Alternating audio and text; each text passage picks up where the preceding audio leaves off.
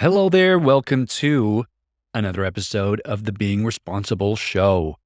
And in this episode, I get to talk to Scott Allan, who is a very accomplished author.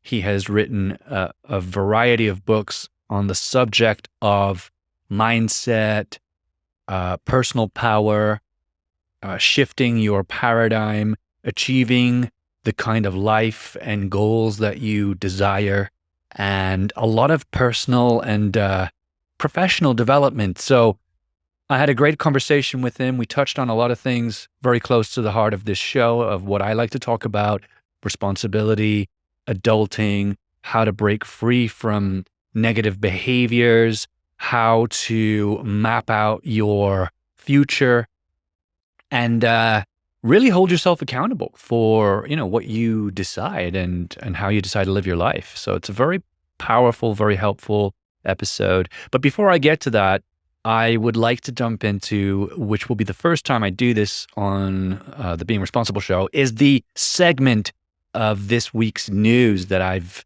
been able to, I would say, had the pleasure, maybe not the pleasure, given the current state of affairs around the world, but that I've been able to consume and think about and kind of distill for you. So let's just begin with, I think, one of the biggest stories, which is that there was an independent report published recently.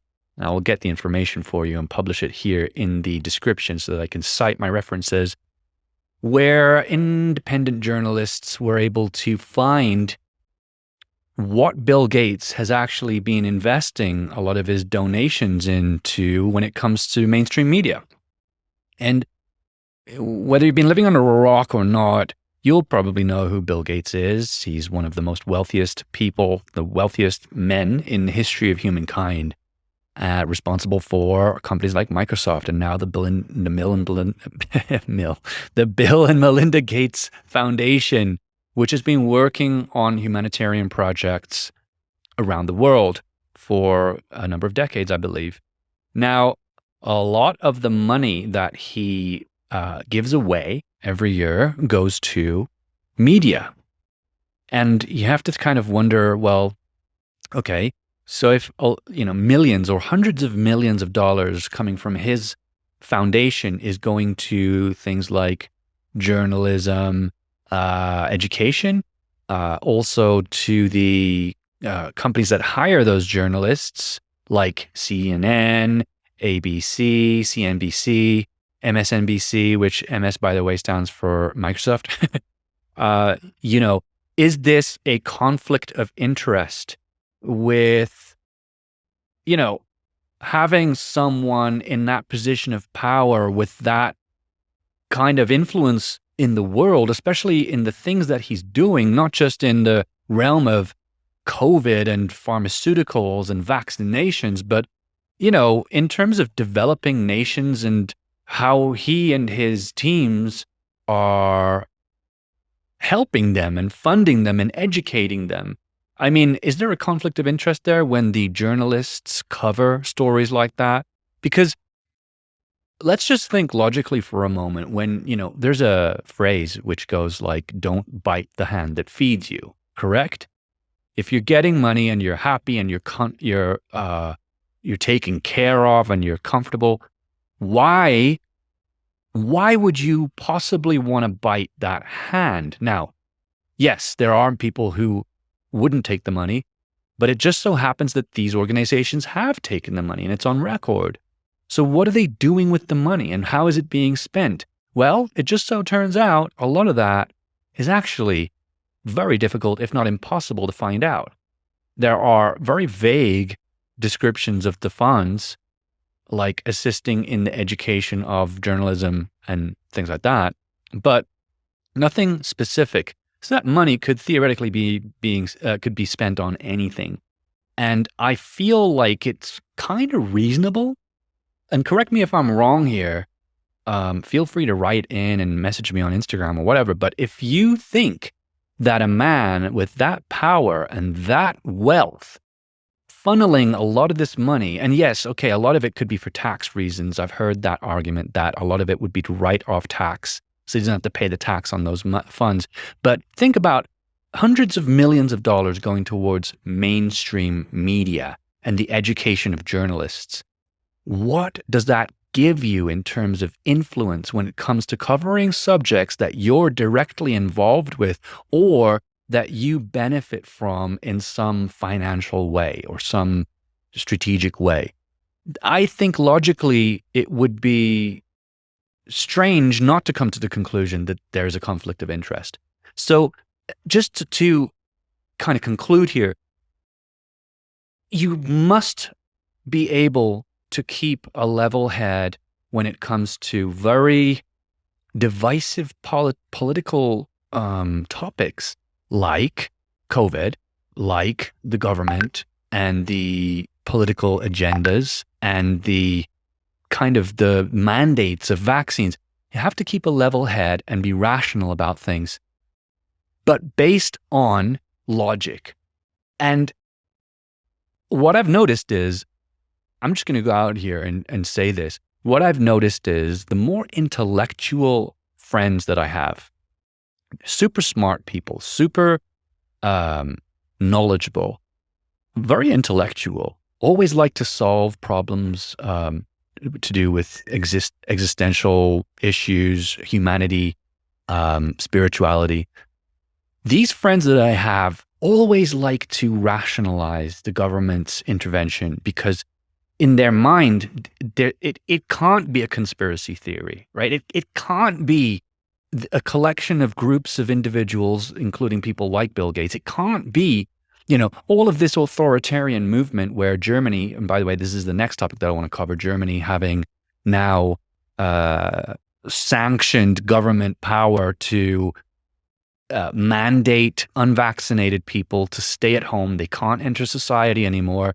They can't have a normal life. They're not allowed to in Germany. There are now barriers that separate the unvaccinated and the vaccinated in public places. This is Germany we're talking about here. This is a country that was punished for decades because of its fascist push for global authoritarianism. The Second World War. I mean, it's incredibly ironic how this is happening right now, so soon off the back end of that war. I mean, it hasn't even been 100 years yet. And Germany's back at it again, like concentrating groups of people, right? Concentration. And I just want to say that the more intellectual people that I know always like to rationalize this because for some reason with this group of people and the way that they think, there's got to be a solution. There's got to be a reason why the conspiracy doesn't fit. But if you look back, right? If you're rational about things, if you're let me pick a better word for this. If you're logical and you use the track record of governments and people in positions of incredible power, if you look at history, not even the data today that suggests that these things are actually happening as a result of incredibly powerful, influential people bandying together and setting some agendas. If you just simply look at history and the trajectory of history, you will see a recurring theme. And the recurring theme is the very powerful and the very wealthy always enjoy more power and wealth.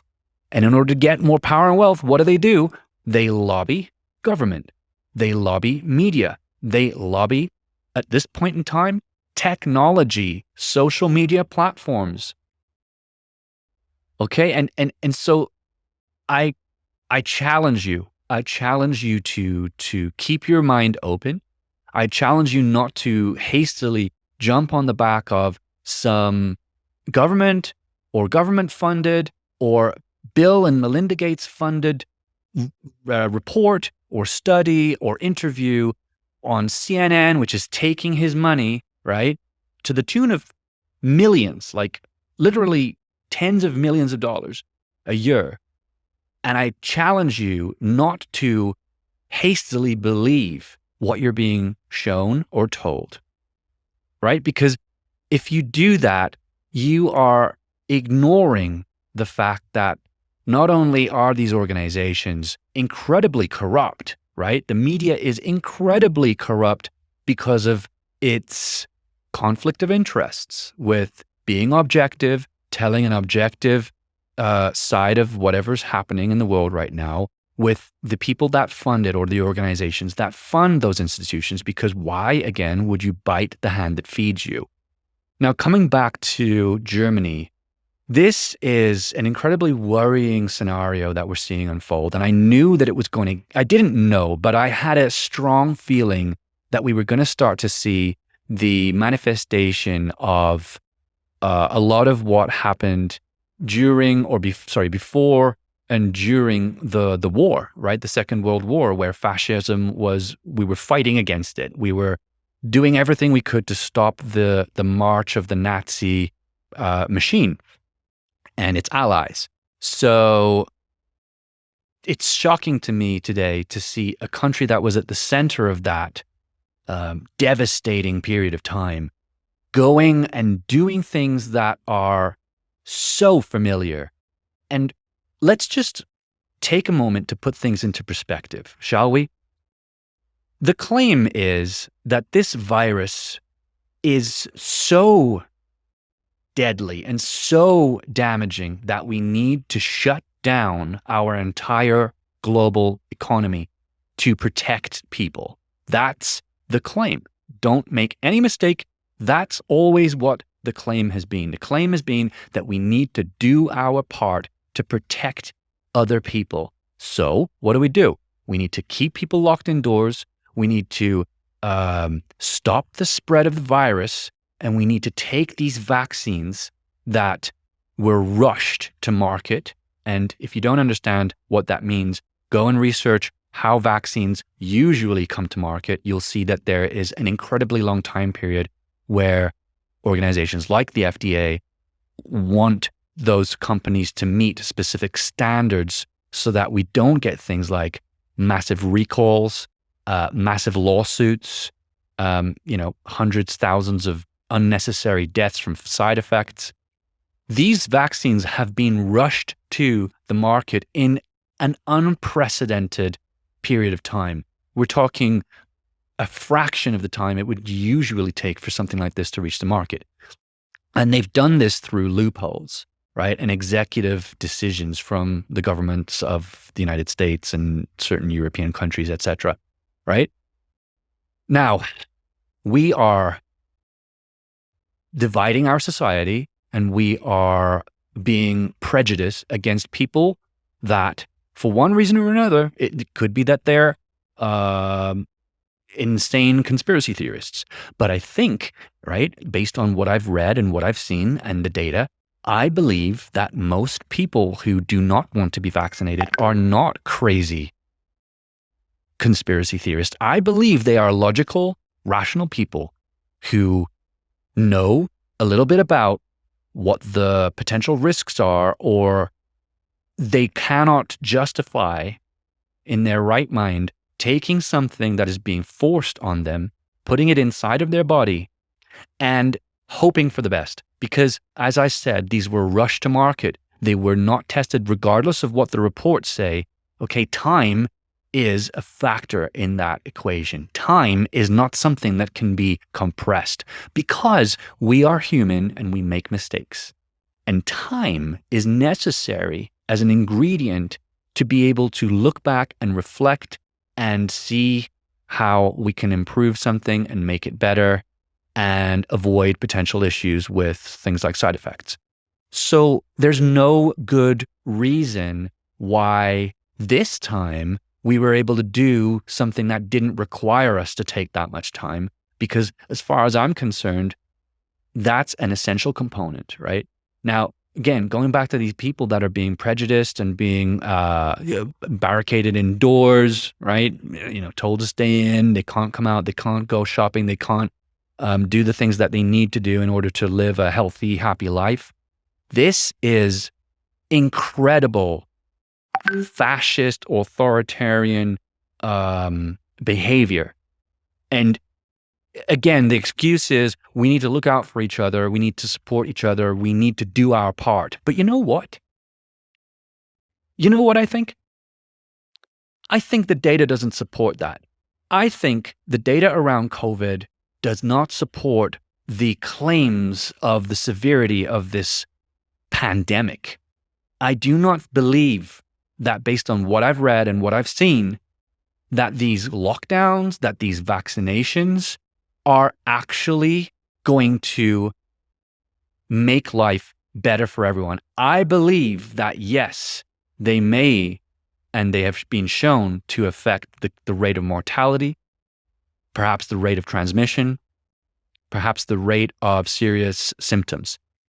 But overall, when you look at the data from a very objective bird's eye view, what really helps to keep people safe, to keep people healthy, which is the major claim, right, of this entire narrative, is like, we need to protect you. We need to protect you and your neighbors, your family members. The thing that we never have ever addressed in the mainstream is that humans are becoming disproportionately affected and dying from COVID because they are unhealthy, because they have underlying health issues, because they're old, because they are predisposed. Those are the major issues. Those are the ways that we're going to tackle this without having to shut down the global economy, without having to become authoritarian and demand even more power and freedom from people who are already oppressed. They're already oppressed. They've got 3 jobs in, places like the United States. First world country feels like a third world country or a second world country, because people are so tired and broken and beaten by this type of politics that, for some reason or another, through effective propaganda and brainwashing, is now somehow accepted. So I don't know if every single episode is going to have this kind of a rant at the beginning, but I'm super frustrated and incredibly displeased with how the world leaders are dealing with this situation. And if I am a smart man by any measure, I must suggest that there is something going on here that doesn't match what the narrative is. And it seems to me, based on everything I've seen and everything I've experienced and everything that history has shown us, seems to me like there is a shift in power, and it is on purpose. I'm not saying COVID was on purpose. I'm saying that the actions of groups of individuals at the level of government, and perhaps even beyond, are mandating vaccines. They are forcing compliance. They are breaking people down into submission, and they are taking more power and freedom away, which is what historically always happens when people who are powerful and wealthy want more power and wealth. Okay? So hopefully that makes sense to you. Hopefully we're on the same page. If you disagree with me, if you think that I've made any major issues in the things that I've said, I genuinely want to talk to you. I want to understand just as much as you do what's going on, so that we can fix this for everybody. Because, as you may have noticed, this is not a sustainable approach. We are going to have to live with this virus regardless of how it was created, where it came from. We have to live with this virus now. But we cannot afford to keep doing this to the world economy, to nations, to people, because it will destroy us. It will destroy us. We've survived these things before. We've survived the Spanish flu. We've survived many other epidemics, many other pandemics. We wouldn't be here if we didn't. And we didn't take this kind of precaution. We did not force people to stay indoors. We did not force people into groups in society so that we could feel safer. All right. With that said, on that positive note, let's get to the episode, and I hope you enjoy it. If you do, please go and leave us a positive review on the Apple Podcast platform, because every single one we get helps. And if you have any ideas on the kinds of topics you want us to cover, please do get in touch. Take care. I'll see you on the next one. Oh, this is horrible. Before we talk about the book, can we talk about who you are, what your background is, what your expertise is, and some of the experiences you've had that kind of led you down this road to being quite an accomplished author, actually. I looked on your Amazon, and you've got dozens of books there. So I'm pretty excited to be able to talk to you about all of those and maybe focus on some of the things that you feel like would add the most value to this audience. So could you kind of go through a little bit about yourself, and then we'll get through to some of the more key topics here. Sure, sounds good. Yeah. Want me to jump in right now, or? Sure. All right, sure. So, yeah, as you know, my name's Scott Allan, and I live in Japan. I've been here for about 24, going on 25 years.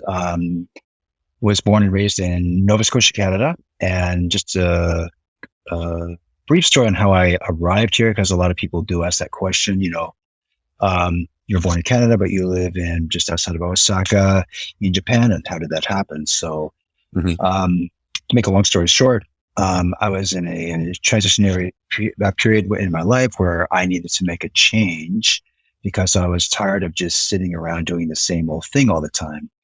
And I had a good life. Don't get me wrong. I was working as an engineer and doing things, but something inside me was just saying, like, there's got to be more to it than this. And I just one day I was in the bookstore, came across Tony Robbins' book. It was Awaken the Giant Within.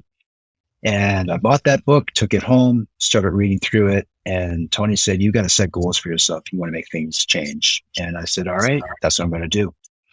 So I did that. And one thing led to another. And I do believe in, I guess, call it intuition, but I just felt like I was moving on the right path. Started getting into a lot of, like, I guess, call it personal development, which is really what I was working on, is like, you know, these goals, by the way. So here's what happened. I set out these goals, and there were three goals at the time. One of them was to, I've always wanted to be an author, by the way. I wrote my first book when I was 14.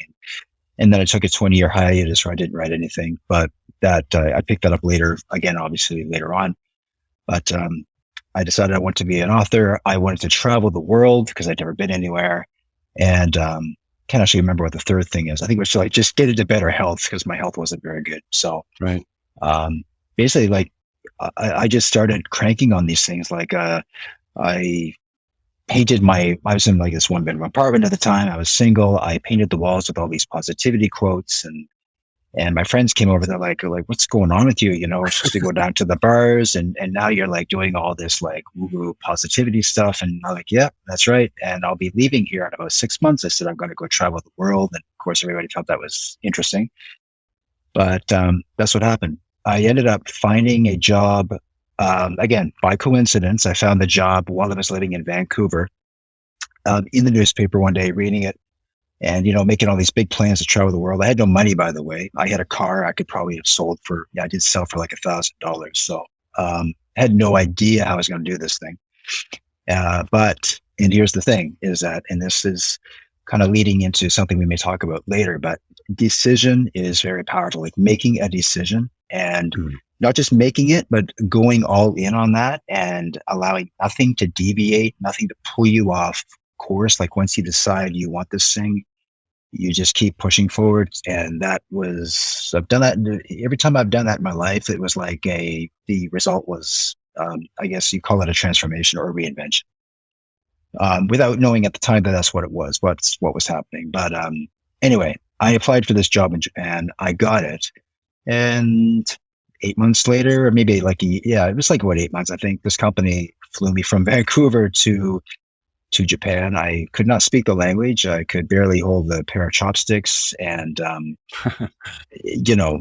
was it. I just landed here, boom, and started working, and just loved it. And I realized, like, I just wanted this, like, lifestyle of, like, every day, like, it was just different. I mean, I've been to the States sometimes here and there, but this was just totally, like, something just, like, was just blowing my mind. Everywhere there's like temples and all these organic or like these exotic foods. And I just wanted Tiny it. I just wanted little Asahi beer cans. Yes, exactly. Yeah, yeah.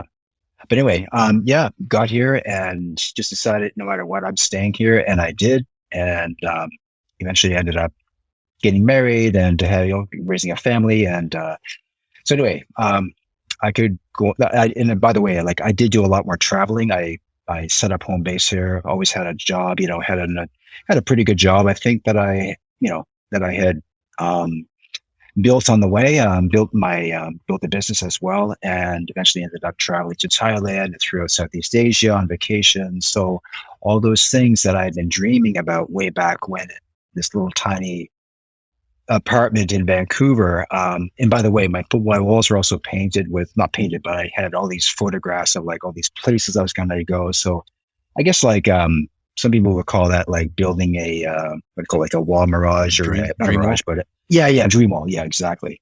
And that's what I built. And every day I just woke up, I just looked at that thing. I was just like, yep, I'm going to make this happen. And that and all those places I had on my wall, eventually I ended up going to. So Nice. that was the magic. Um, but yeah, you have to really be just like there is a certain level of sure commitment, and I made a decision I was going to do this thing, but just you have to be really intentional about it. Like it's dreams are great, but as long if they're just dreams and nothing comes of it, well, then you're just back to doing the same thing that you were doing before, right? Yeah. So yeah. I think we have a lot of parallels with our background. So you talked about a number of things there that I found really interesting, because I also have had those experiences where, for example, I was working in a dead end job. I'm going to say dead end. I'm sorry, because it was my family business, Mm. but it was a dead end for me because I'm such a different person compared to other members of the family, and I was always very exploratory. I wanted to go out and find new things, and um, I stumbled into Tony Robbins, so I completely understand how that changed you. For me, it was earth shattering. I don't really follow the guy anymore. Mm. I feel like I've kind of moved on to other kind of ways of thinking and other perspectives and different goals. But definitely at the time, it was exactly what I needed to kind of shatter, I think, as he probably says, a lot of the Mm. paradigms that we have about what life is supposed to be like, about what our potential is, as a human being, very limited usually. And yeah, and then, you talk about things like moving to Japan. I moved to Japan as well. Mm. Mm. Well, for a while, I lived there, not as long as you did, but I lived there for about 6 months. I loved it. It was very eye opening. I have very fond memories of that place because I tell everybody, when you get to Japan, you will not be prepared for what you're going to see. It's like a different Mm. planet. People do things so differently there. The technology is so different, and the culture is so different. So I absolutely adore it, and I feel like you've had a really interesting life because those are the things that I enjoy, and I think that they're very interesting. Um, but yeah, you touched on some very psychological, very important kind of principles, such as taking decisions or making decisions, being able to have that muscle to make decisions quickly. I have an experience, a very sore experience with that. I was with a lady in my 20s, and we had some arguments, and we weren't getting along with each other. I was around about 24, 23, and she was a lot older than me. She was about 30 at that time. And she needed a guy that was strong and a leader and, able to take control and be assertive. And I was a kid still. I was still figuring out what I wanted to do in life. I wasn't able to, be assertive or, be any kind of decided person. So it really rubbed her the wrong way. And she and I broke up. But it really taught me a big lesson. And I suppose, again, this is something we're going to get into, but it taught me how important it is to focus on clarity and your objectives, and really start to take into account how you want to feel when you pass away. Like, a lot of people say the worst thing in the world is knowing you're dying, but also knowing you never did the things that you wanted to do, or some of the things you wanted to do. And I guess since then and now, I've been able to build more of an appreciation for that, and kind of more of a discipline too, which touches on the topic of this whole entire podcast, which is being responsible. And you have really dived into a lot of this mindset, a lot of this foundational work, which gives people, I guess, much more power to be responsible and to be that kind of person where they can take control, they understand their potential. Um, what was the first book you wrote after that 20-year period of just of not writing, and why did you begin, and what was it about, that book? Yeah, one of the first books, probably was the first book. It was called Drive Your Destiny. Um, and yeah, how that came about, one day it was just like, I've been living here for, I don't know, I think at the time, maybe 10 or 11 years. And writing just like, I don't know, it just came onto my wrist. Like, what was why did I come here? What was that other goal that I had? It's like, oh yeah, I was going to write a book. And I started, like, thing is, right, I've always been into self-help and personal development, but there's being into it and there's being obsessed by it.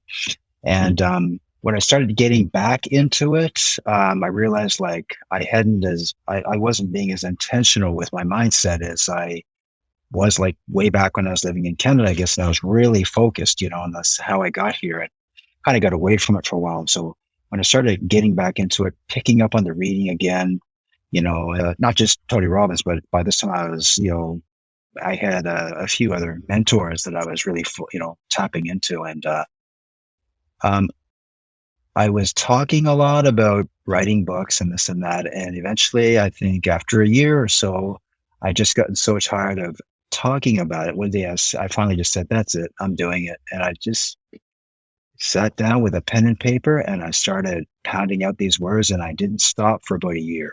And by then I had something like 100,000 words written, I think. And I didn't write it all out by pen and paper, but I certainly started that way. And, Mm, this was like going way back when, but the content that I was writing about was stuff that I was just like lessons that I learned along the way. And the original book that I wrote, it was actually 3 books. It turned out to be 3 books that I'd written. I wasn't even keeping track. I was just writing all this stuff. And one of the chapters was actually on taking responsibility, making decisions, nice. visualization, a lot of things that, granted they have been discussed before by Jim Rohn and Tony and Zig Ziglar. But thing is like, it was different this time because I was writing these words using my own experiences. And when you first start out writing too, you're really modeling other writers. You feel like you're kind of ripping their stuff off sometimes because your Right. voice, you haven't quite found your voice yet. And I did feel it was that way, but I knew that if I kept going, I could push past that, which I did eventually.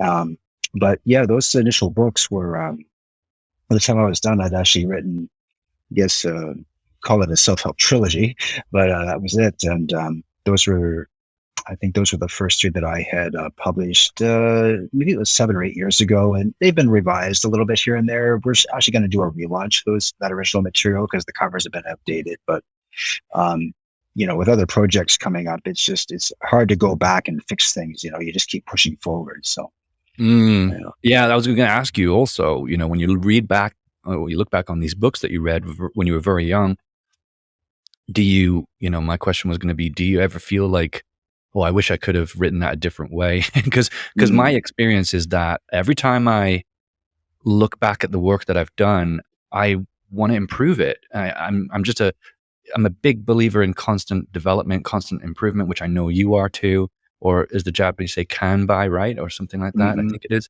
And it's good that you're going to republish some of them. I think there's a lot of value in the different stages of our lives where we share how we feel and our experiences and our perspectives.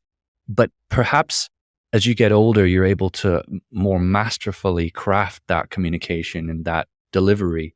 So I always appreciate, new revisions. But you did, you and I, essentially what we're talking about here is uh, the Japanese word for it is shokunin, right? It's a I believe so. master of Yeah. the craft. It's someone who strives for perfection, but probably understands they're never going to reach it. Um, One thing that I have learned, not recently, but I think it really dawned on me, is there's a saying. the less you know, the more you think you know. The more you know, the less you think you know. And as I learn and learn and learn, and I talk to people like yourself, and I question my thoughts, and I start to open my mind, I realize how little I know about anything, because I can go back to something I wrote, like we're talking about, and I can think to myself, "What an idiot! Like, what was I thinking?" Mm. And it just goes to show, how open minded I think we really could be. If we really put our minds to it, we could be a lot more empathetic to people. We could be a lot more accepting of different ways of thinking, and just you know, I think there's a balance there, and I don't want to kind of like pull away from the topic of the discussion too much, but I think there's a really fine balance between being open minded and being decisive, because those are two separate things. It's like, make a choice, but give yourself enough time to consider all the options first and try to be as unbiased as possible. Um, so I don't know how much you've dived into that kind of thing, but those are the topics that I think are really interesting to me, because the way that I like to see it is, I take whatever Eckhart Tolle is saying, or people as like him, who are teaching us about the present moment, being more spiritual, being more open-minded, being more accepting, and then going back to like the Stoics and having a look at how they lived their lives. And they were very, very decisive. They knew what they wanted. They were very clear about it. And they were very disciplined. And it's like, how do you strike a balance between those two things? Because I see the value in both of them. Yeah, like something that I'll see if I'm on point here. But what happens with a lot of people, I think, is that we get to a certain level in our lives where I don't know if it's a subconscious decision or it's just like unconscious or whatever, but we just decide like, okay, I've done enough. I've gone far enough. I've gotten this position in my company. I've got some money saved or a lot of money saved. And we just fall into this level of comfort where, we feel like we've made it, and I've done really well. And I'm just going to, maybe I've got to retire. I don't know. Not that there's anything wrong with retiring, but um, doesn't matter if you retire at 40, if you retire at 80. To me, what that actually means is like, I'm done. I'm going to cash in my chips and I'm just going to like, coast from here on in. Mm, And that's probably the one thing that I don't know. I think when you talk about like, if we talk about potential, right? Like, I mean, and Tom Billy is one of my mentors. I just like love Tom Billy's stuff. excellent. He has impact theory, and just like I'm in this, um, I just joined up with his Impact University recently, just learning a lot because he's all about mindset. But I mean, that was something that he said is like a lot of people just they just get really comfortable, and then what they think is comfort is actually they start sliding backwards after a few Mm, months or a few years, and they don't realize that they're actually sliding back into um, they're just they're not improving. Of course, they're actually getting worse, and that's one of the things that kills a lot of people quickly is because they just lose sight of what actually what was driving them in the first place, if they actually mhm. had that drive. So it's just something I've always been very, very aware of. Is like I don't want to get too comfortable because I lived for that. Not to quote Tony again, but he always said like the one thing that, like, I think someone said like, what's the one thing you would say is like has just made you successful? And he said it's hunger, right? So Mm. I don't know how to teach that hunger. I don't know if it's something that can be taught, or if it's something that you just somewhere along the line, you just decide like, I'm going to be so hungry. I'm just like, I'm going to become this unstoppable machine, and I don't know if it's a decision you make. I still haven't nailed that down, I but, don't think it is something you can teach people. I've mm, tried. I've had partners and friends, and I have yeah, friends right now. And without saying any names, I mean, I really care about these people, and mm, I'm watching them from a distance, and I'm listening to what they say, and they're very defeated. For whatever reason, it's a very hard time for a lot of people right now. But I've always seen this as a mindset thing, and that's why I've always been mm, so, no matter what's happened to me, no matter what experiences I've had that have kind of really hit me hard or dragged me down, I've always thought about it as like, well, if I just see things differently, if I just think about it differently, and I'm aware that there's people that are suffering to many degrees greater than I have been, then that's kind of like being the permission almost to like say, well, okay, I don't have to feel so bad about this. I can trust myself. I can be confident with myself. Um, and it's very difficult to get someone to think that way. Um, I like to use kind of analogies, and I remember Eckhart Tolle probably said something along the lines of Jesus didn't want to indoctrinate people. He wanted to ask them questions and kind of give them pointers, and it let them come to the conclusions themselves. And it's almost known as a very effective technique for persuasion. Is if you really want to sell your idea to someone, ask them a bunch of questions that lead them to the conclusion that you have. And I would say that's probably the best way to get someone to see things from your perspective, because, hammering something down someone's throat is not a very effective use of your energy. So, yeah, but the fact that you're studying or you joined into that Tom Bilyeu is really aggressive. But that's great. I mean, that's very good if you're looking for massive leaps forward and you want to get into the right frame of mind. I think Tom's work has helped me a lot to see how I could make some drastic changes and be a lot more, pragmatic about things. Why do you think this was a question I really that stumbled across my mind? I wanted to ask you, why do you think we're so hell bent, for lack of a better phrase, on being better? What is it about human beings that drives us to just always want to improve? Because I've heard this conversation a few times on the Joe Rogan Experience, for example. There's a lot of talk about where are we heading with AI? Why do we want to create these things? What's pushing us? Yeah, that's a big question. And, we could, wow, like my mind just went in six different directions there because there's not, I don't have an answer for it. But I mean, is it something that's embedded into each individual? We could go back and say, oh, well, I was raised this way, born this way, raised this way, da. So my parents always taught me this. So yeah, okay, we have those family values, say, or cultural values. But even like there's something much deeper, obviously, like underneath all of this. That's I feel like it's whatever it is driving the human experience, right? Mm, And that's why we just have this thing where we have got to continue pushing forward, right? And it's interesting. Like, I mean, looking at I don't know, use like say people who are highly hugely successful, they're billionaires, they got everything in the world, and yet most of them are still out there. Like say Warren Buffett could be an example.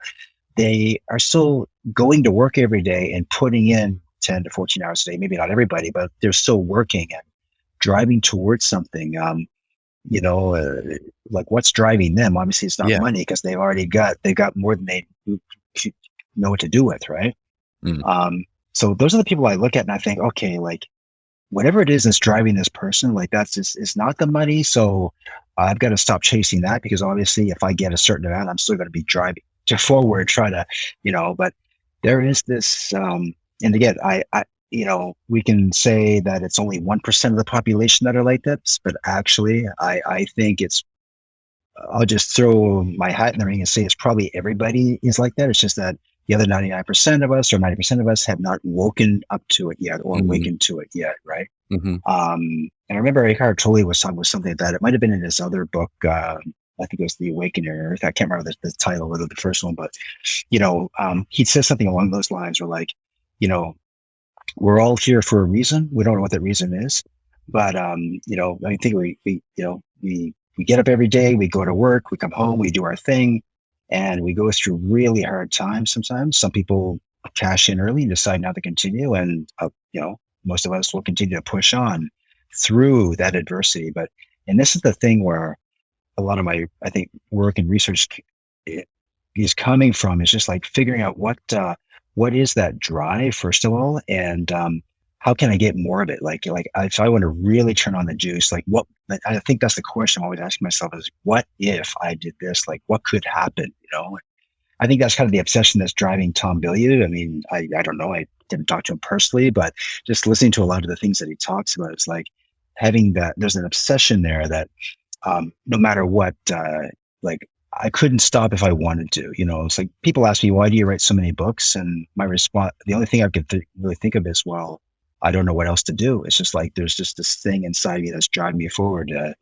If you take a lot of other writers too, Stephen King said the same thing. I mean, Right. obviously he's not doing it for the money, but he's just doing it because that's what he does. And I don't know if I answered your question there. Kind No, of went no, off speed, but absolutely, you did, and it made me think of a few other things.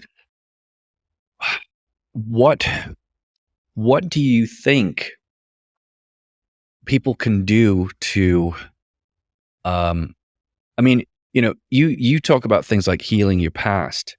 How important is that for you to be able to mm, craft, the future you want in life? mm, Because yeah, people that, always go to the mm, past and they always say, "Oh, I identify with this. This happened to me." I've done it.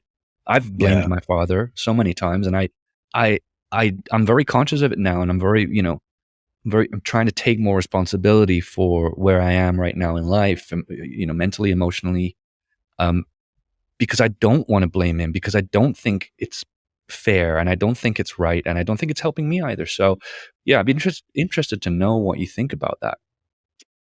Yeah, I'm actually working through a lot of that material, like still diving into it and working my way through it. But here's what I've come across is that there are people out there that undoubtedly have had like horrific past, and certainly can't discount that. I don't think I'm not one of them, but I mean, we all have things that happened in our past that led to traumas, and that trauma is, for some people, it's very mild, and others, it's very severe. Now, I'm not a trauma expert or anything like that, so I won't, I won't dive into the science of it yet until I learn some more about it. But um, here's what happens when we lean into the past, like looking back at the past and going, yeah, okay, like that happened, and that was a terrible thing that maybe it shouldn't have happened to me, but it did. And I got through that, and if I hadn't have gotten through that, well, like it would have beaten me. So there's really two ways to look at the past. You can look at it as you're the victor and you've made it through. You've pushed through and you're here right now, or you're a victim of your past and you're still leaning into it, playing the victim role, saying, "Oh, if only this had happened, I would have been a different person." And that's where, like, I think a lot of people get caught up in the past, is your thoughts are anchored to the past, so your emotions are anchored to the past. So when you're actually rethinking something over and over, and this is what happens to, like, a lot of people who go through PTSD and trauma, is that they're always thinking about that same situation. So every time they do, it's like they're reliving it over and over and over again, and Mm, that can go on for decades, right? yeah. um, until you decide or you get help, and somebody says, hey, like, this is what's happening, this is what you got to do to heal.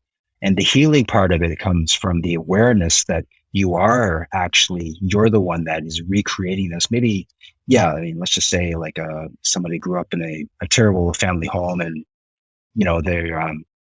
they have a deep resentment against their parents or their father because of something that happened, and you continue to go back and repeat that. You're reliving that story over and over and over again, whatever it may be, and you can't move forward when emotionally, your mind is like living in the past. And what we try to do is we try to find a way out of it. Like, we go from like victim mode to like a survival mode. Like, we're constantly in survival mode, and as long as you're in Mm, survival mode, you're not thriving.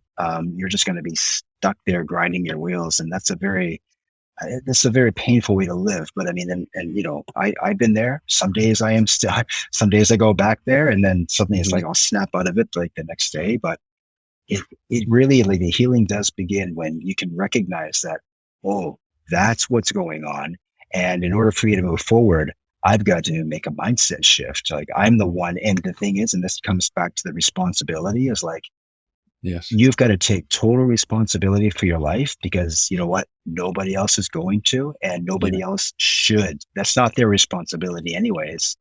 No matter what happened to you in the past, you're the only one that can decide that, okay, you know what? I'm not doing that anymore. I'm going to be this kind of person, and this kind of person does these things, and this is exactly what I'm going to do. And Mm. that comes back to like making that decision, but also just like yeah, realizing like everything that's happened up till now.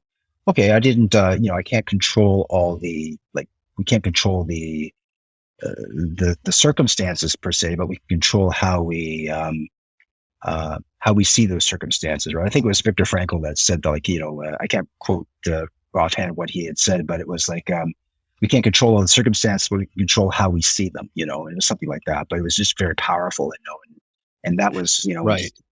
and I just always think of that, like somebody like that, if he could survive the Nazi death camps and have that kind of an attitude where at the end of the war, he was like one of the very few that was left surviving because he had made that decision. Well, what's to stop anybody else from doing it? So, Mm, mm. Wow. Yes. Like so many things you've touched on here that I want to comment on. Um, and firstly, Viktor Frankl, that book, Man's Search for Meaning, mm, is terrifying because it mm, actually happened. And I don't think many people know or remember, the events that led up to the war and then all the atrocities that happened at the Second World War. mm, I mean, today, and I don't want to get into this too much, but I do feel a responsibility to bring it up now and again. Today, I can see a lot of parallels between what led to the Second World War and what's happening now with the division and the authoritarian movement towards uh, controlling people, monitoring people, um, vilifying those that decide to choose a different course other than what the government recommends. I feel like there's a lot of parallels happening today that led up to the Second World War and the atrocities that took place after and or during rather. In his book, and people people would benefit a lot from just reading historical books. If you don't know your history, you're doomed to repeat it over and over again. mm, And I am not a history expert, but I think it's my responsibility to keep myself aware of what we've been through and always surround myself with people who can help me with that, because therefore I'm going to be much more aware of what's going on around me and put myself in a position where I can make much better decisions. I I didn't mean to drive the conversation in that direction, but it just talking about Viktor Frankl just really spurred me to mention that, because it's a terrible time we're going through. I feel like 2022 is going to be a lot harder because I do not see this whole authoritarian push slowing down. In fact, I see it speeding up rapidly. You can already mm, see in Germany they've created these barriers in supermarkets. Of all places in the world, Germany decided to build barriers to separate groups of social groups. I mean, really, come on. I mean, where are we going with this? So anyway, so that I don't know if you have any thoughts about that, but that's just how I see things right now. I think people should read, and then they can take even more responsibility, right? They can make even better decisions. I also feel like for me, what helped me overcome my past traumas and my beliefs and paradigms about, victimization, because I was a victim for a long time. And the entire period that I lived in Asia or Southeast Asia, and I did go to Japan for 6 months, like I mentioned, but that entire period was like a de-evolution for me. It was like it was like a, mm, um, mm, when you're breaking down because you're not even staying still, you're moving backwards, you're mm, reversing what you learned was right, because you live in a bubble. You have made it so that your emotions win. And really, honestly, I mean, a lot of us have real trouble with that, trouble with figuring out how to manage emotions, figuring out what's real and what's not real. Eh, And what I mean by that is, okay, for example, right now, I know what I want to achieve in life. I've got some very clear goals and I know exactly the route that I need to take to get there. But that route hurts because it's about growth. It's about mental, emotional growth. Um, it hurts. So there's days when I kind of think to myself, the thought passes through my brain and it's like, why are you doing all of this stuff? It's very difficult. It's not pleasant sometimes. You have panic attacks, you have anxiety attacks. Why the fuck are you doing this to yourself? Why don't you just have a simple life? Loads of people have simple lives and they enjoy it. And, maybe that's the key to life. Maybe you're just pushing yourself because of capitalism or because of X, Y, or Z. And I'm like, no, I think that's my emotions talking because my emotions don't want to, you don't want to feel bad. You want to feel good. But I genuinely challenge people to push themselves through that because I feel just like you that constant growth is the key to having a fulfilling life. And I think that feeling stressed or feeling pressured is just a part of that journey. And if we can overcome those things, we'll be so much better off because of it. And again, going back to the whole, all right, how do you cure your past traumas? How do you create the future you desire? I think movement is key. So just, not staying still, not being in that bubble like you and I were in, not being complacent and just always moving somewhere, moving forward, taking a decision, deciding to go here, deciding to be with this person, deciding to do this. I think if you can do that frequently enough, you will not fall into the trap of complacency and you will not, de-evolve and start to break down and move backwards. And so I think movement's very important and peers. Tony Robbins talks about peers a lot, and that helped me. I changed my entire peer group. You got involved with people like Tom Bilyeu and mastermind groups and things like that. And yes, it can be toxic because a lot of these people in these groups, what I've noticed is they don't have a clear reason for what they're doing. They're doing it because they're trying to prove that they're worthy, hyperachievers, overachievers, whatever you want to call them. You can convince yourself that what you're doing makes complete sense, but in actual fact, what's happening, I've found, is you're seeking validation.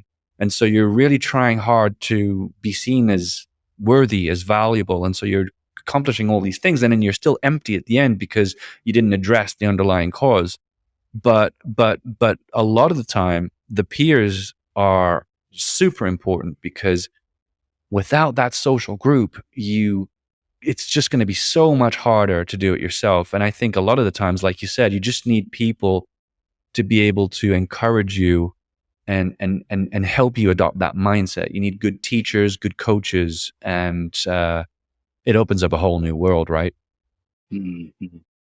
Oh yeah, for sure. And I'm all for surrounding myself with people that are just, not everybody, but I mean, there are, like whether you're following them on, I don't know, social media is a good, but you're joining their courses, you're watching their interviews, you're really just listening to what they're saying. You don't have to take everything. I don't believe everything that I hear, but you do have to hear that message enough times to actually say, yeah, that's actually what he's saying is, what she's saying is making sense to me now. Like, that's, I want to think that way. So like, if I hadn't listened to, I don't know, like what Jim Rohn was saying, I think it was like, Tony went up to Jim Rohn and said, why do you always talk about the same thing over and over again? And he said, well, because that's how many, I'll keep talking about it because that's how many times people have to hear it before they actually take action, So, yeah, Absolutely. yeah. So yeah, like surrounding yourself with the, that is so true. Just, everything that you are pushing forward, trying to achieve, like trying to become, you do have to set yourself up for success by surrounding yourself with at least 5 people that are doing these things, and that can be difficult to do when, I don't know, maybe like you're not in that situation. maybe you're in a situation at work and you're just not surrounded by the five people or even one person. Maybe you're just like you're the lone sheep, and everybody's you're just maybe you're in a really um, I don't know, bad environment per se. But Mm. there we go again. It's like if you recognize that you are, it's like, okay, well, um, maybe you're there because you need to be right now. But are you going to just go with the crowd, or are you gonna find a way to break out of it? And that's where it comes down to again to like just being very intentional with your decisions, knowing what you want, and being able to block out the noise, but at the same time, like you're aware of your surroundings as well. Like, you can like I don't know, I mean, I can change hats on a dime, like depending on the crowd that I'm around, the environment that I'm in. Like I can kind of like a chameleon, I can camouflage myself, but the Mm. true essence of everything that I am, that will be like that will um that'll be wide open when I'm around, say, like the crowd where they're the ones that are really flourishing. They're the high performance and high, I don't know if like high achievers, but just I feel like a synergy with that crowd, and that's where I can let my guard down and just feel like um, I'm there to grow, and if I'm around those people that are encouraging that growth, not trying to hold it back. And I don't think people try to hold us back intentionally, but people are just so scared that you know, we're all responding out of fear a lot of the times. And so when someone sees you doing really well, you hear about that, like, oh, so and so is trying to self sabotage my success or something like that, or they don't understand why I'm doing this. Well, maybe they're just scared because if they see you make it, they're gonna, it's gonna, they're gonna realize like, wow, he made it, and I'm still sitting back here and complaining about my job, complaining about our relationship, etc. So I think a lot of people are just, and this goes back to what you were saying about what is that drive that keeps pushing everybody forward. Well, I think that fear is a powerful motivator, but it can also, it's got a flip side to it too. It can keep you stuck, but it can also drive you forward, right? So my biggest fear, it's not the fear of doing things. My biggest fear is, I think you mentioned it earlier, is like getting to 80, if I make it that far, having my last few days on earth and having to look back going, wow, I didn't actually like do anything. I didn't accomplish what I really wanted to. And I've only got like 5 days left to live and it's too late, So that Yeah. scares me more than anything. Yeah. Oh, yeah, me too. Me too. And now and again, I like to publish things in my social media that remind people of the mortality of humankind, right? I mean, like you're going to die. You don't know when you're going to die. And so what's the issue? Let's forget about the things, or try to forget about the things that we hold on to as reasons why we can't do this, that, or the other. Fears, doubts, uh, insecurities. I mean, and I know it's not that easy because I can't do it that easily either. But really, when you boil it down, it's like, why would you keep hold of those things? And coming back to the whole victim mentality thing, what essentially is happening when you believe that you need to be saved, is you're giving your power to external forces. You're actually disempowering yourself. And if you truly get that, like if you think about it for a while, like if you meditate on where you are in life, and the okay, a good way to do it. Ray Dalio talks about this in Principles, his Mm, book, and I love that book, and it's an mm, amazing book. I always recommend it. But he talks about um, looking at your past decisions and really auditing what got you to where you are in life, and being honest with yourself, and trying to be as unbiased as possible. Because if you can track, oh my God, I don't know if it's Ray Dalio or Jordan Peterson. It might be Jordan Peterson. So you take a stock of your past decisions and your milestones in your life, and you kind of try to map a trajectory of where you're going to go based on that. And it's actually pretty easy to do. If you're honest enough, you can see a very clear line and you can see where you're headed. Like if you have an addiction problem and you've never been able to kick it, and you've done harder drugs over time, you could probably guess that, maybe one day you'll do drugs to the degree that you kill yourself. So it's kind of like that. And I do honestly believe if you can pull off that exercise well, and maybe you need some help from friends or family, you'll be able to see, oh my God, like I could end up being incredibly unhappy and incredibly unfulfilled, and my life will mean nothing. So I need to make some big changes right now. Um, so being very objective about things and self-aware is something that I'm trying to bring to mainstream social media, along with a lot of other people, right? And I'm trying to follow in the footsteps of some of the great teachers that I've seen, like, you know, um, let's say Mel Robbins, let's Mm, say David Goggins, let's say, Jocko Willink, Joe Rogan to a certain degree too. I mean, they talk about being able to to see things clearer. And in order to do that, you got to have self awareness. So, just saying that as a victim, as a previous victim, you're disempowering yourself, and you need to break free from that. And I think one of the ways, and I'm going to talk to you about this in a second because I've got a question for you, but I think one of the major pillars to that is trying to craft a greater self-awareness. Gary Vaynerchuk talks about this a lot. Being mm, self-aware mm, is his biggest skill, and it frees him.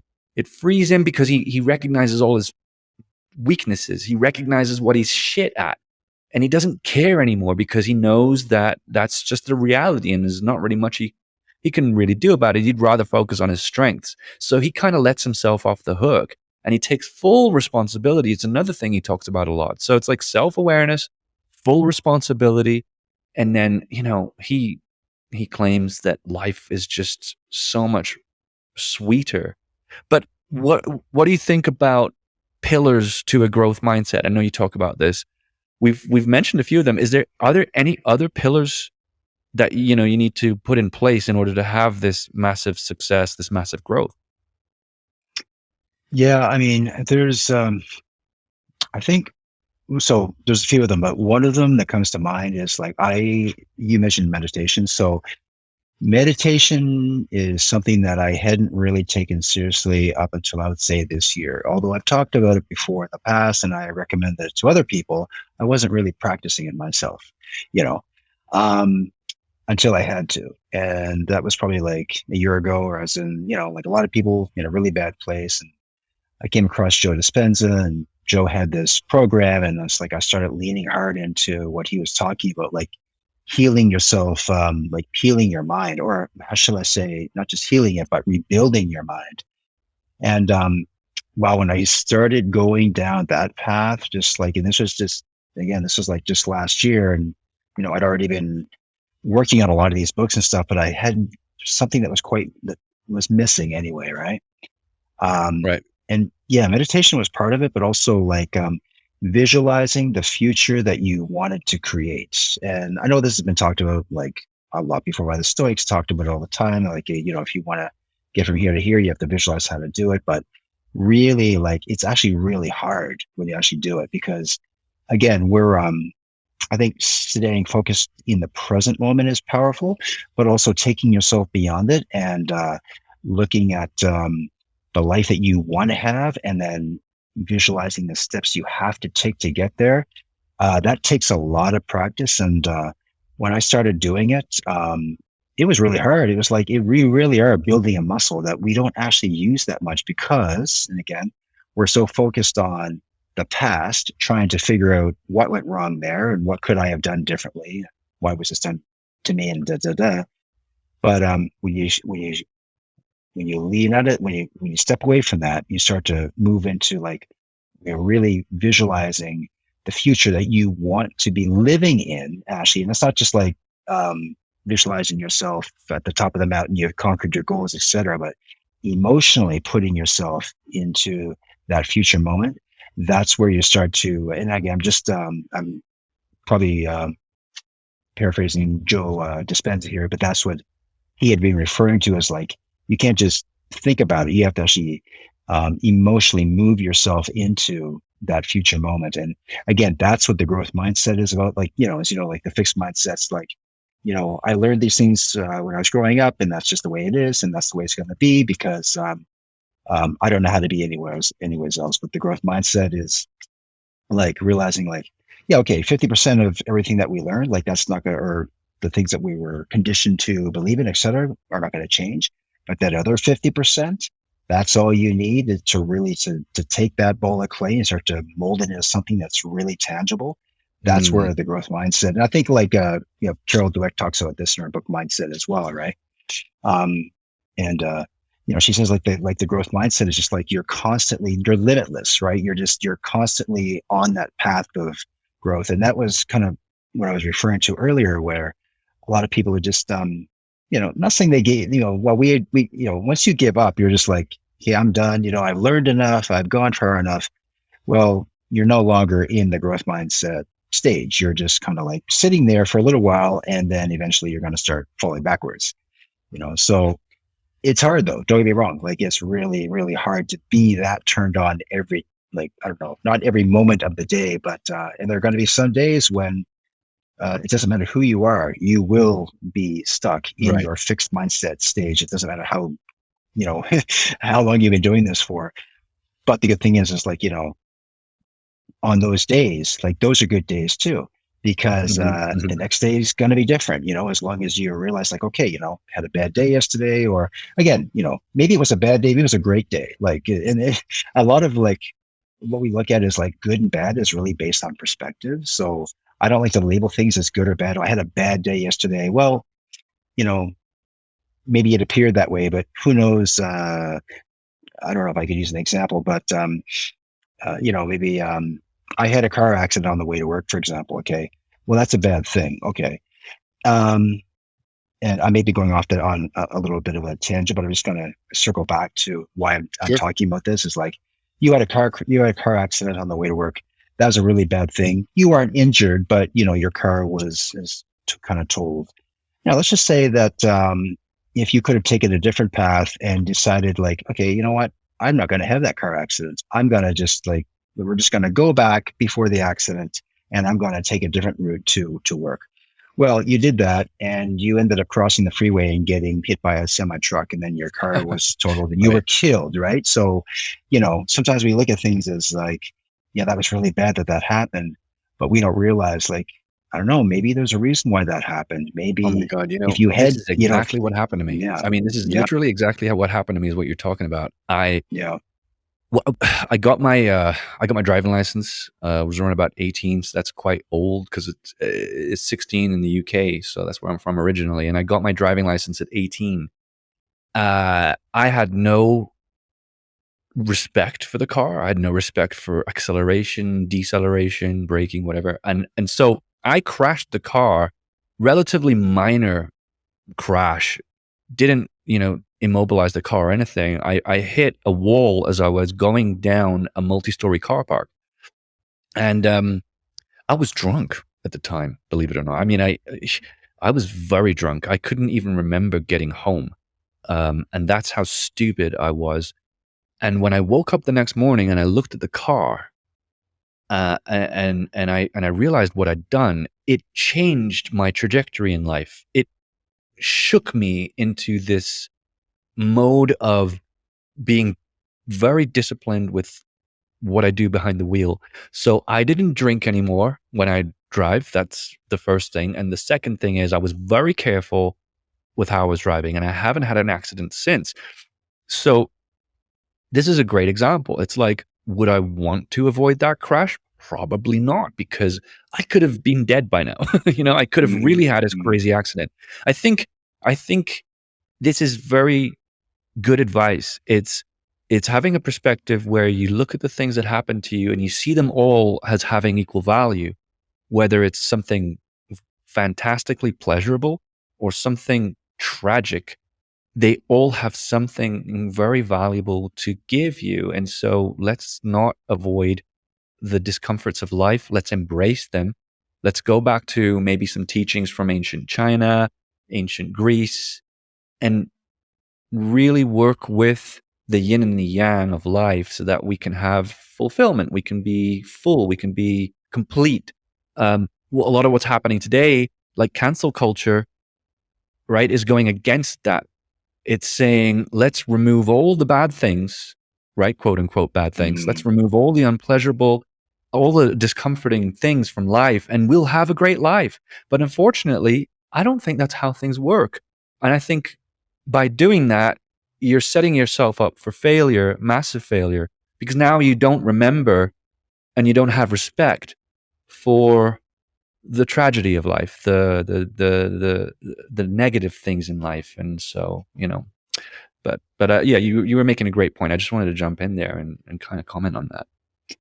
Yeah, I think it's just like just we just have to be more cognizant of like there's something bigger that's happening. I mean, underneath like what we'll call it the something that's we haven't seen it yet. I don't know.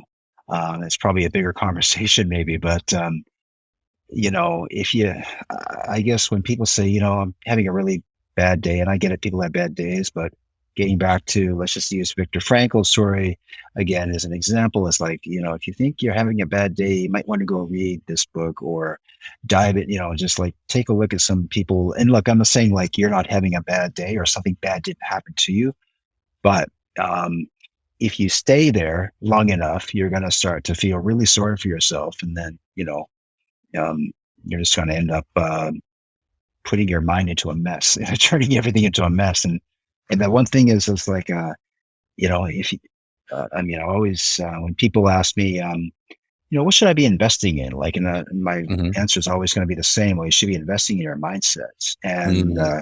they don't really get it when I say that. But after after we kind of walk through it, they're like, oh, okay, that's why. Because if you've got a mindset that's like align with your vision, align with your goals, align with your passion and all that, well, you could lose everything tomorrow and you could, with that mindset, you can go and build it up again because in the end, it's not about all the stuff it's not about getting stuff, right? It's about becoming something that's greater than yourself. Absolutely. So Absolutely. yeah. It's a much deeper, there's a much deeper level to all of this than I think a lot of people believe, and that's just popular culture for you. We're consumerists. So, and we're going through a big consumer period right now with Christmas. And Sheesh. it's just terrible. And Yeah. I'm buying gifts and things, but I'm like, at the same time, I'm thinking to myself, well, what the hell should I buy? I mean, I've got to make it valuable in some way. So, we're immersed in it, and this is the reason we're having this conversation. We're trying to break through the noise and reach people in a medium that is effective, because mainstream's never going to talk about this. Like the news will never try to the mainstream news will never try to nourish you. It will always try to get your the base of the how do you call it? It's the base of the brainstem, right? It's like Mm. the most primitive form of entertainment, or let's call it entertainment because it is news is entertainment today. So yeah, I wanted to also ask you, we're talking a lot about this right now, but do you have any kind of like tips for, or have you found anything that's particularly helpful for you in terms of, really kind of quickly eradicating or quickly eliminating things that can hold you back? Maybe habits, right? Bad habits, or tricks that you have for getting through days that are just a lot heavier than others, where your mind's going on a tantrum and you're losing your composure. Do you have any kind of like strategies for that? Mm. Well, I've got quite a few strategies, but I'll just share a few of them because there's probably, you know, we could always like there's a lot of strategies for doing this and that, but a few things that really work for me. And these are not these are things you can do right now. And um, okay, first of all, the morning is so important. And I'm not saying you have to be a morning person and have a morning ritual. I do, but I'll tell you, like when I didn't have one, this is what I was doing. I'd wake up. I would check my phone, and then I would get sucked into doing email, and then an hour would go by, and you know, by 9 a.m. I got pretty much nothing done because I just set my mind on a path of, I guess, self-sabotage or distraction. So Mm, I do find that aligning my thoughts in the morning, aligning my breath in the morning, if I can spend 20 minutes every morning doing that, um, then the rest of the day is, it's not a cakewalk, but it certainly is. It's going to go a lot better. So here's what I do in the morning is I wake up, I get out of bed right away, drink some water, and I go to reach for the phone, and I just like, whoa, okay, I stop myself from doing that. Not every morning, by the way. There are mornings when I fail at that, and it's like mhm. I grab the phone, and you start flipping through all your emails, and then you're on the social media, and that's something that, at all costs, you want to try to pull back from that. Um, I even I do use my alarm actually to still wake up, but I recently been stopping that and just turning the phone off at night. So I woke up, Right. it wasn't on, right? But that is really key. Like, I know 20 years ago we didn't have a phone. To be honest with you, I don't know if anybody remembers what we were doing before that, but maybe Probably we're not. doing other things. Snake, Yeah, yeah. playing But yeah, snake on the that's phone. yeah. And then I sit down for about 10 minutes and I do just deep breathing, and it is a form of meditation as well. But wow, when you start like just breathing in, holding it for four, letting it go, and you do that 10 times, like that was just a game changer for me. And again, this is not like anything that's new, or I didn't create something that was revolutionary. I learned this from other people that said, like, if you want to have a great day, or if you want to change your mindset over time, you just have to do these things consistently, and that is part of it. Sure, get up early. I mean, early can be 6, 7 a.m. for some people. It doesn't matter what time you get up, but it's what you do when you get up, right? So you don't have to get up at 4 a.m. and go through this whole thing. I do get up at 5 or 5:30, but I had to train myself to do that. But it's what you do when you get up, and then just spending, if you can, spend 1 hour without jumping. And I live online, by the way, like all the time. Most of my work is on there, so it's really hard not to jump into that. But Mhm, mhm. um, you just take that time for yourself, and that's, I think, what a lot of us are not doing. Like, we're not taking that time for ourselves anymore. We're calling ourselves busy, but the question is, what are we busy doing? Are we making ourselves busy, or are Yeah. we really busy doing something that matters, right? Well, And if you watch the, Netflix documentary, The Social Experiment, mm, it's mm, it explains what's happened. And mm, these social platforms, Facebook notably, like, is the leader with all of this. They just got so good at mining our attention, and so now mm, we're mm, addicted to it. We're all addicted to it. I don't think I know anyone who's not addicted to social. I mean, I probably know a couple of mm, people that don't use it, but the mm, vast majority, I'm saying, of people that I know today are addicted to social media. They'll be on their phone checking, people's stories, or looking at their notifications, or, chatting with people. And for there's a good argument there that, social media has helped people in many ways, and, I can understand that there is value to it. But as a net effect of spending 7 hours a day on social media, which some people mm, do, by the way, and I'm probably have done that 1 or 2 days or 3 days, is hugely detrimental to your productivity and your overall wellness. Because, mm, oh my god, I mean, where do I start? Look, I don't wanna get into a whole conversation about this, but let's just be honest. I mean, you're checking your phone in the morning because you're addicted to social media, because you're mm, addicted to that dopamine rush that you get when you see that you've got 7 messages waiting for you. So therefore you're important, therefore people wanna talk to you. That's great. But and that's why I think most people do that, and I can see how, extreme it might seem to many of us today, especially younger generations, where you say, "Don't touch your phone for the first until, like, midday. Don't check anything." That's an extreme that's extreme to a lot mhm, of people because they grew up with social media. They think it's completely normal. They don't see the issue with it. But again, I think it's an addiction, and I think addictions are terrible. And I'm a recovering addict from alcohol and, a few other things. And I I recognize it for what it is, because when you don't think about something and you do it, and it's not entirely beneficial to you, you could say that that's an addiction right there. Yeah. Yeah, and that dopamine spike is very powerful. Like that's when you start tapping into that, like wow. And no, I think I totally agree with you. Like social media has its place. It certainly has its good points. But I can't remember who said this, but it was like you know, back in the day, like 20, 30 years ago, we would go visit our neighbors. Maybe we'd go from house to house, and in the course of a day, maybe, you could visit like say 10 people, right? Now we have social media where we can actually jump through, thousands of doors in a single moment. And like, we Mm, don't even know what the effects of that will be in 10, 20, 50 years. Who knows? mm, But, so yeah, when I say like, don't get up in the morning and, like get up in the morning and don't check your phone, I realize that is probably one of the hardest things to do. Um, and it's also one of the best things to do.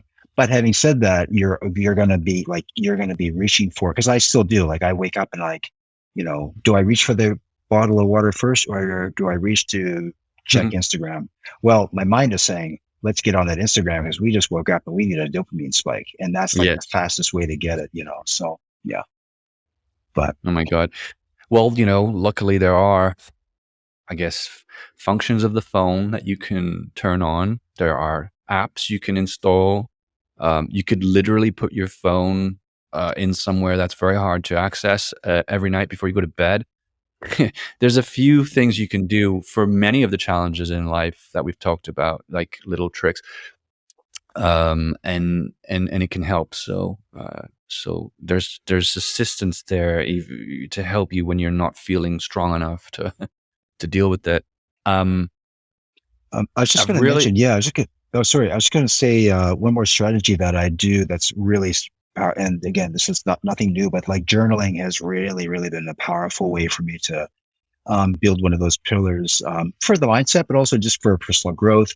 And what do I write about in the journal? Whatever I can think of, but I also write down what my goals are, right? I don't do that every day, but on the days when I do it, actually, those are the days that are really, really good.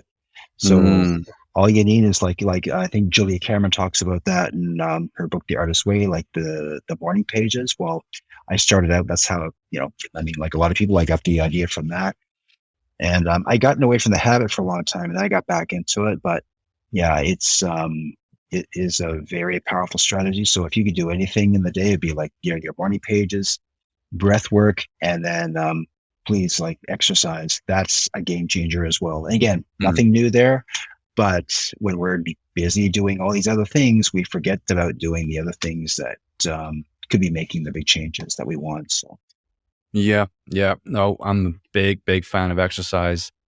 Um, it's been it's been essential. I don't think I couldn't have done it without pushing myself physically. It's that feeling of wellness that you get from it that makes everything okay again. You had a huge mm, panic attack or anxiety. You go to the gym. You're able to expel a lot of that energy, whether whether you believe in energy or not. I don't know mm, mm, what there is not to believe in it, but a lot of people don't really get this. So yeah, exercise, absolutely. Sleep, absolutely 100%. I can't function properly if I don't sleep properly. And that, again, going back to what Jordan Peterson says, he's a clinical psychologist, right? He's got mm, mm, decades of experience. He knows how the human mind and body work together. And he says the biggest factor in being able to manage depressive states with people is going to bed at the same time going to bed for enough hours and waking up at the same time every day. It doesn't necessarily matter what time you go to bed, but as long as you wake up at the same time every day and you get enough sleep, that's the key to feeling happier, to not being mm, as depressive as you may be.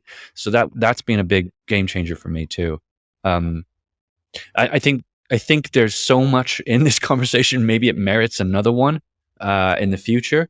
But Sure. I've really enjoyed talking to you about all this stuff. It's a nice kickoff to our new brand. And we've covered so many things that I genuinely want to go into more detail with on this podcast. So I truly appreciate you coming on. And let's give people the places they can buy your book. What is the book called? Where can they buy it? Your most recent one. Where can they find you online too? Sure. Yeah. So we're currently building out a new website. My URL is scottalleninternational.com, but we're building out a new website. So the current website is it's still up there, but we'll be replacing that by the end of the month, and at the latest by mid-January. But in the meantime, you can certainly go to Amazon. Just you can find me on Scott Allan Books. If you plug that in, you'll come across the books. And yeah, I think the latest book that I launched was Undefeated was one of them, and we got a new one coming out next week called No Punches Pulled. Mm, So that's going to be, I think we're gearing up for a really good launch for that one.